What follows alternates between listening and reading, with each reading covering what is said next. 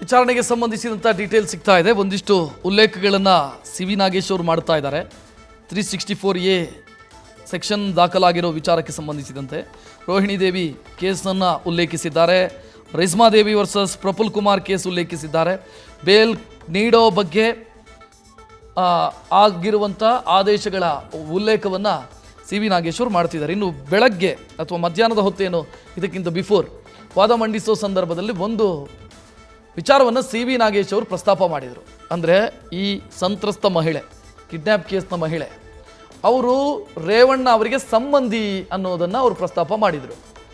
ಆಗ SP ಅಶೋಕ್ ನಾಯ್ಕ್ ಅವರು ಪ್ರಶ್ನೆ ಕೇಳಿದರು, ಏನು ಸಂಬಂಧ ಅನ್ನೋದನ್ನು ನೀವು ಅದನ್ನು ಕ್ಲಾರಿಫೈ ಮಾಡಿ, ಯಾವ ರೀತಿ ಸಂಬಂಧಿಕರು ಅನ್ನೋದನ್ನು ಕ್ಲಾರಿಫೈ ಮಾಡಿ ಅಂತ ಕೇಳಿದರು. ಅದಕ್ಕೆ ಈಗ ಅವರು ಒಂದು ಕ್ಲಾರಿಫಿಕೇಶನ್ ಕೊಡ್ತಾ ಇದ್ದಾರೆ. ಇಲ್ಲ, 10 ವರ್ಷದಿಂದ ಸಂತ್ರಸ್ತೆ ಮನೆಯಲ್ಲಿ ಕೆಲಸ ಮಾಡ್ತಿದ್ಲು ಅನ್ನುವಂಥ ವಿಚಾರ ಅದು ನಾನು ಸ್ಪಷ್ಟಪಡಿಸ್ತೀನಿ. ಅದು ಈ ಸಂತ್ರಸ್ತೆಯಲ್ಲ, ಅದು ಆಕೆ.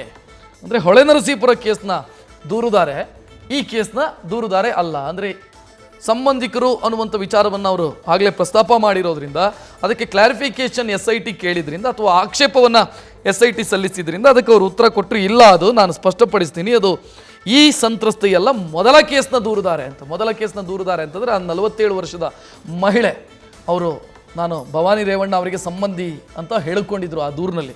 ಸೊ ಅದನ್ನು ಇವರು ಕನ್ಫ್ಯೂಸ್ ಮಾಡಿಕೊಂಡ್ರು ಅನಿಸುತ್ತೆ. ಅದನ್ನು ಈಗ ಕರೆಕ್ಟ್ ಮಾಡ್ಕೊಂಡಿದ್ದಾರೆ. ಇನ್ನು ರಿಮಾಂಡ್ ಅಪ್ಲಿಕೇಶನ್ ಸಲ್ಲಿಸಿರೋ SITಯಲ್ಲಿ 164 ಹೇಳಿಕೆ ದಾಖಲಾಗಿಲ್ಲ ಅನ್ನೋ ಒಂದಿಷ್ಟು ಲೋಪಗಳನ್ನು ಸಿ ವಿ ನಾಗೇಶ್ ಅವರು ಪ್ರಸ್ತಾಪಿಸ್ತಾ ಇದ್ದಾರೆ. ಆರೋಪಿ ವಿರುದ್ಧ ಮರಣದಂಡನೆ ಮತ್ತು ಜೀವಾವಧಿ ಸೆಕ್ಷನ್ 364A ಹಾಕಲಾಗಿದೆ. ಆದರೆ ಆರೋಪಿಯ ವಿರುದ್ಧ ಸಾಕ್ಷ್ಯಗಳೇ ಇಲ್ಲ, ಸಂತ್ರಸ್ತೆ ಹೇಳಿಕೆಯನ್ನು ಕೊಟ್ಟಿಲ್ಲ. ಹೀಗಿರುವಾಗ ಈ ಸೆಕ್ಷನ್ ಹಾಕಿರೋದು ಕಾನೂನು ಬಾಹಿರ ಅನ್ನೋದು ಸಿ ವಿ ನಾಗೇಶ್ ಅವರು ಮಂಡಿಸ್ತಾ ಇರುವಂಥ ವಾದದ ಪ್ರಮುಖ ಅಂಶ. ಅಂದರೆ ಇಲ್ಲಿ ದೂರುದಾರ ಯಾರು ಅಂತಂದ್ರೆ ಈ ಕೇಸ್ನಲ್ಲಿ ಸಂತ್ರಸ್ತೆಯ ಪುತ್ರ ಕೊಟ್ಟಿರುವಂಥ ಕಂಪ್ಲೇಂಟ್ ಇದೆಯಲ್ಲ, ಆ ಕಂಪ್ಲೇಂಟ್ನ ಒಟ್ಟು ಆಧಾರ ಏನು ಅಂತಂದರೆ ನನ್ನ ತಾಯಿ ಕಾಣೆಯಾಗಿದ್ದಾಳೆ, ನನ್ನ ತಾಯಿ ಕಾಣೆಯಾಗೋದಕ್ಕೆ HD ರೇವಣ್ಣ ಕಾರಣ, HD ರೇವಣ್ಣ ಅವರ ಸೂಚನೆಯ ಮೇರೆಗೆ ಸತೀಶ್ ಬಾಬು ನನ್ನ ತಾಯಿಯನ್ನು ಕಿಡ್ನ್ಯಾಪ್ ಮಾಡಿದ್ದಾನೆ ಅನ್ನೋದು ಆತ ಕೊಟ್ಟಿರುವಂಥ ಕಂಪ್ಲೇಂಟು. ಆದರೆ ಅದು ಆತ ಕೊಟ್ಟಿರುವಂಥ ಕಂಪ್ಲೇಂಟ್ ಅಷ್ಟೇ, ಆತನ ಊಹೆ ಇರಬಹುದು ಕಿಡ್ನ್ಯಾಪ್ ಆಗಿರುವುದು ಅನ್ನೋದು ಸಿ ವಿ ನಾಗೇಶ್ ಅವರ ಕೌಂಟರ್ ಆರ್ಗ್ಯುಮೆಂಟು. ನೀವು ದೂರುದಾರನ ಹೇಳಿಕೆಯನ್ನು ಆಧರಿಸಿ FIR ಮಾಡಿದಿರಿ, ಕರೆಕ್ಟ್, ಅದು ಪ್ರೊಸೀಜರು ಸರಿ ಇದೆ. ಆದರೆ 364A ಹಾಕಿದ್ದೀರಿ, ಕರೆಕ್ಟು, ಕಿಡ್ನ್ಯಾಪ್ ಮಾಡಿದ್ದಾರೆ, ರೇವಣ್ಣ ಅವರ ಸೂಚನೆಯ ಮೇರೆಗೆ ಕಿಡ್ನ್ಯಾಪ್ ಆಗಿದೆ ಅಂತ 364A ಹಾಕಿದ್ದೀರಿ. ಬಟ್ ಸಾಕ್ಷ್ಯ ಎಲ್ಲಿದೆ? ಕಿಡ್ನ್ಯಾಪು ಅನ್ನೋದಕ್ಕೆ ಸಾಕ್ಷ್ಯ ಏನು? ರೇವಣ್ಣ ಅವರೇ ಕಿಡ್ನ್ಯಾಪ್ ಮಾಡಿಸಿದ್ದಾರೆ ಅನ್ನೋದಕ್ಕೆ ಏನು ಸಾಕ್ಷ್ಯ? ಆ ಮಹಿಳೆಯೇ ಒಮ್ಮೆ ಬಂದು ಹೋಗಿದ್ದಾರೆ, ಅವರ ಮನೆಗೆ ಬಂದು ವೋಟ್ ಹಾಕಿ 26ನೇ ತಾರೀಕು ವಾಪಸ್ ಹೋಗಿದ್ದಾರೆ. ಅವರು ಸ್ವಇಚ್ಛೆಯಿಂದ ಹೋಗಿರಬಹುದಲ್ಲ, ಇದನ್ನು ಕಿಡ್ನ್ಯಾಪ್ ಅಂತ ನೀವು ಹೆಂಗೆ ಕನ್ಸಿಡರ್ ಮಾಡ್ತೀರಿ? ಇಲ್ಲಿ ಎಂಥ ಸೀರಿಯಸ್ ಸೆಕ್ಷನ್ ಹಾಕಿದ್ದಾರೆ ಅಂತಂದರೆ ಮರಣದಂಡನೆ ಮತ್ತು ಜೀವಾವಧಿ ಶಿಕ್ಷೆಯ, ಅಂದರೆ ಅಪ್ ಟು ಅಲ್ಲಿವರೆಗೆ ಶಿಕ್ಷೆ ವಿಧಿಸುವಂಥ ಸೆಕ್ಷನ್ ಇದು. ಒಂದು ಲೈಫು ಅಥವಾ ಮರಣದಂಡನೆ ಅಂತ ಇದು ಶಿಕ್ಷೆ ಕೊಡುವಂಥ ಸೆಕ್ಷನ್ ಇದು, ಕರೆಕ್ಟು. ಆ ಸೆಕ್ಷನ್ ಹಾಕಿದ ನಂತರ ಸಾಕ್ಷಿ ಬೇಕಲ್ವಾ? ಸಾಕ್ಷಿ ಏನಿದೆ ಅಂತ ನಾಗೇಶ್ ಅವರು ಪ್ರಶ್ನೆ ಕೇಳ್ತಾ ಇದ್ದಾರೆ. SIT ವಾದವನ್ನು ಕೌಂಟರ್ ಮಾಡಿದ್ದಾರೆ. ಇಲ್ಲಿ ಸತ್ಯ ಮತ್ತು ಸಾಂದರ್ಭಿಕ ಸಾಕ್ಷ್ಯ ಇಲ್ಲ. ಆಗ SIT ಕಡೆಯಿಂದ ಬಂದ ಒಂದು ವಿಚಾರ ಯಾವುದು ಅಂತಂದರೆ ಪ್ರೈಮಾ ಪೆಸಿ ಅಂತಂದರೆ ಮೇಲ್ನೋಟಕ್ಕೆ ಅಥವಾ ಪ್ರಾಥಮಿಕ ಇನ್ವೆಸ್ಟಿಗೇಷನ್ ಸಂದರ್ಭದಲ್ಲಿ ಆ ಪ್ರೈಮಾ ಪೆಸಿ ಏನು ಹೇಳುತ್ತೆ ಅಂತಂದರೆ ಆ ದೂರುದಾರ ಅಥವಾ ಸಂತ್ರಸ್ತ ಮಹಿಳೆಯ ಹೇಳಿಕೆ, ಅದು CRPC 161 ಅಡಿಯಲ್ಲಿ ತನಿಖಾಧಿಕಾರಿ ಮುಂದೆ ಕೊಟ್ಟಿರುವಂಥ ಹೇಳಿಕೆ. ಸೊ ಅದನ್ನು ನೋಡಿ ಇದು ಕಿಡ್ನ್ಯಾಪು ಅಂತ ನಾವು ಕನ್ಸಿಡರ್ ಮಾಡೋದು ಅಂತಾದರೆ ಅದನ್ನು ಕನ್ಸಿಡರ್ ಮಾಡೋದಕ್ಕಾಗಲ್ಲ ಅನ್ನೋದಕ್ಕೆ ಅವರೊಂದು ಕಾರಣ ಕೊಡ್ತಾರೆ. ದೆಹಲಿ ಹೈಕೋರ್ಟ್ನ ಒಂದು ಆದೇಶವನ್ನು ಕೋರ್ಟ್ ಮಾಡಿದರು ಸಿ ವಿ ನಾಗೇಶ್ ಅವರು. ದೆಹಲಿ ಹೈಕೋರ್ಟ್ನಲ್ಲಿ ಒಂದು ಹೈಕೋರ್ಟ್ನ ಆದೇಶವನ್ನು ಉಲ್ಲೇಖಿಸಿ ಕಿಡ್ನ್ಯಾಪ್ ಮಾಡಿ ಹಣ ಮತ್ತು ಆಭರಣಗಳಿಗೆ ಡಿಮಾಂಡ್ ಮಾಡಿದ್ದು, ಜೀವ ಬೆದರಿಕೆ ಹಾಕಿದ್ದು, ಆಗ ಅಲ್ಲಿ ಜಾಮೀನು ನಿರಾಕರಿಸಿದ್ದು, ಆ ಆದೇಶವನ್ನು ಉಲ್ಲೇಖಿಸ್ತಾರೆ. ಆದರೆ ಆ ಕೇಸಿಗೂ ಇದಕ್ಕೂ ಯಾಕೆ ವ್ಯತ್ಯಾಸ ಇದೆ ಅನ್ನೋದನ್ನು ಅವ್ರು ಸಿ ವಿ ನಾಗೇಶ್ ಅವರು ಹೇಳ್ತಿರೋದು ಅಲ್ಲಿ ಚಿನ್ನಾಭರಣ ಅಂದರೆ ಆಗ SIT ಅವರು ಪ್ರಸ್ತಾಪ ಮಾಡಿದ್ದು ದಿಲ್ಲಿ ಹೈಕೋರ್ಟ್ನ ಒಂದು ಆದೇಶ. ಅದನ್ನು ಕೌಂಟರ್ ಮಾಡೋ ಸಂದರ್ಭದಲ್ಲಿ ಸಿ ವಿ ನಾಗೇಶ್ ಅದು ಯಾಕಿಲ್ಲ ಅಪ್ಲಿಕೇಬಲ್ ಅಲ್ಲ ಅನ್ನೋದಕ್ಕೆ ಕಾರಣ ಕೊಡ್ತಿದ್ದಾರೆ. ಆ ಕೇಸು ನೀವು ಕೋಟ್ ಮಾಡಿದ್ರಲ್ಲ SIT ಅವರು ಅಥವಾ SPP ಕೋಟ್ ಮಾಡಿದ್ರಲ್ಲ, ಆ ಕೇಸ್ ಯಾವುದು? ಆ ಕೇಸು ಚಿನ್ನಕ್ಕಾಗಿ ಬೇಡಿಕೆ ಇಟ್ಟಿರುವಂಥ ಕೇಸು, ಅಪಹರಣ ಮಾಡಿ ಚಿನ್ನಕ್ಕಾಗಿ ಬೇಡಿಕೆ ಇಟ್ಟಿರುವಂಥ ಕೇಸ್ನ ಆದೇಶ. ಅದು ಹೆಂಗೆ ಇಲ್ಲಿಗೆ ಅಪ್ಲೈ ಆಗುತ್ತೆ ಅಂತ ಸಿ ವಿ ನಾಗೇಶ್ ಅವರು ಕೇಳ್ತಾ ಇದ್ದಾರೆ. ಆ ಕೇಸನ್ನು ನೀವು ಇಲ್ಲಿಗೆ ಸಮೀಕರಿಸೋದಕ್ಕೆ ಸಾಧ್ಯ ಇಲ್ಲ, ಸಿಮಿಲ್ಯಾರಿಟಿ ಇಲ್ಲ ಆ ಕೇಸಿಗೂ ಇದಕ್ಕೂ. ಆ ಕೇಸ್ ಹೆಂಗಿದೆ ಅಂತಂದರೆ, ಆಗ SIT ಅವರು ಪ್ರಸ್ತಾಪ ಮಾಡಿದಂಥ ಕೇಸು, ಅದು ಚಿನ್ನಾಭರಣಕ್ಕಾಗಿ ಬೇಡಿಕೆ ಇಟ್ಟು ಕಿಡ್ನ್ಯಾಪ್ ಮಾಡಿ ಚಿನ್ನಕ್ಕಾಗಿ ಬೇಡಿಕೆ ಇಟ್ಟಿರುವಂಥ ಕೇಸು. ಅದರ ಸಮಯ, ಸಂದರ್ಭ, ಸನ್ನಿವೇಶ ಇದೇ ಬೇರೆ, ಈಗಿನ ಈ ಕೇಸ್ನ ವಿಚಾರಗಳೇ ಬೇರೆ. ಅದನ್ನು ನೀವು ಇದಕ್ಕೆ ಕಂಪೇರ್ ಮಾಡಬೇಡ್ರಿ ಅನ್ನೋದನ್ನು ಅವರು ಸ್ಪಷ್ಟವಾಗಿ ವಾದ ಮಂಡಿಸ್ತಾ ಇದ್ದಾರೆ.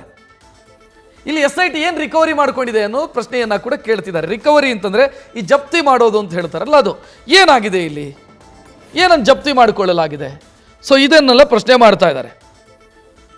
ಇಲ್ಲಿ ಪ್ರಕರಣ 364A ಅಟ್ರಾಕ್ಟ್ ಆಗೋದಕ್ಕೆ ಬೇಸಿಕ್ ಅಂಶಗಳೇ ಇಲ್ಲ, ಮೂಲ ಅಂಶಗಳೇ ಇಲ್ಲ ಇಲ್ಲಿ.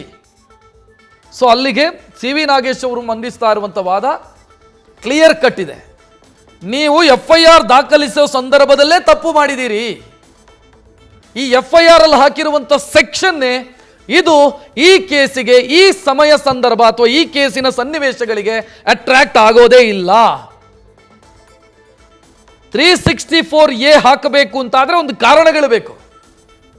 ಆ ಕಾರಣ ಯಾವುದು ಅಂತಂದರೆ, ವ್ಯಕ್ತಿಯೊಬ್ಬನನ್ನು ಕಿಡ್ನ್ಯಾಪ್ ಮಾಡಿದ ನಂತರ ಆ ವ್ಯಕ್ತಿಯ ಸಂಬಂಧಿಕರಿಗೋ ಅಥವಾ ಯಾರಿಗೋ ಫೋನ್ ಮಾಡಿಯೋ ಅಥವಾ ಸಂಪರ್ಕಿಸಿಯೋ ದುಡ್ಡಿಗಾಗಿ ಬೇಡಿಕೆ, ಚಿನ್ನಕ್ಕಾಗಿ ಬೇಡಿಕೆ ಅಥವಾ ಇನ್ನೇನೋ ಬೇಡಿಕೆ, ಇದನ್ನು ಇಟ್ಟಿರುವಂಥದ್ದಕ್ಕೆ ಸಾಕ್ಷಿ ಬೇಕು.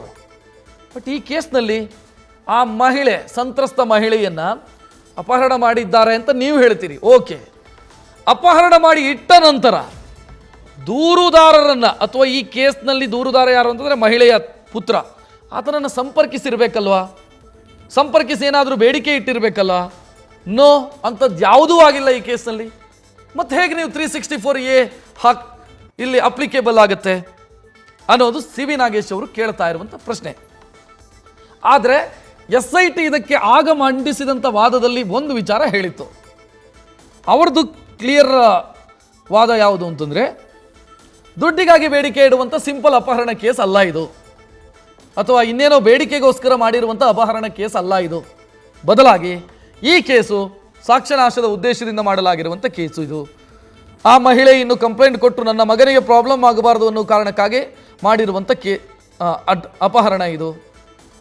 ಮತ್ತು ಈ ಇಡೀ ಕೇಸ್ನ intention of the crime is tampering of evidence ಅನ್ನೋದು SITಯ ವಾದ ಇರೋದು.